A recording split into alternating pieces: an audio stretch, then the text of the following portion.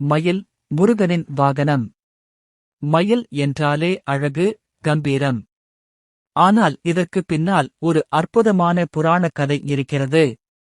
ஸ்கந்த புராணத்தின்படி, முருகன், சிவன் மற்றும் பார்வதியின் மகன், அசுரர்களை அழிக்கப் பிறந்தவர். அந்த காலத்தில் சூரபத்மன் என்ற அசுரன் தேவர்களையும் மக்களையும் துன்புறுத்தினான். முருகன் அவனை எதிர்க்க போருக்கு சென்றார். கடும் போருக்குப் பிறகு முருகன் சூரபத்மனை வென்றார். தோல்வியடைந்த சூரபத்மன் முருகனிடம் மன்னிப்பு கேட்டான். முருகனின் கருணையால் சூரபத்மனுக்கு மீட்பு கிடைத்தது. அவன் 2 வடிவங்களாக மாறினான். ஒரு பகுதி அழகிய மயிலாகவும் மற்றொரு பகுதி சேவலாகவும் ஆனான். அந்த மயில் முருகனின் வாகனமாகவும் சேவல் அவரது கொடியில் சின்னமாகவும் உயர்ந்தது. மயில் வெறும் வாகனம் மட்டுமல்ல, அது அழகு, அறிவு, ஆன்மீகத்தின் அடையாளம். அதன் வண்ணமயமான இறகுகள் உலகின் அழகையும் முருகனின் கருணையையும் குறிக்கின்றன.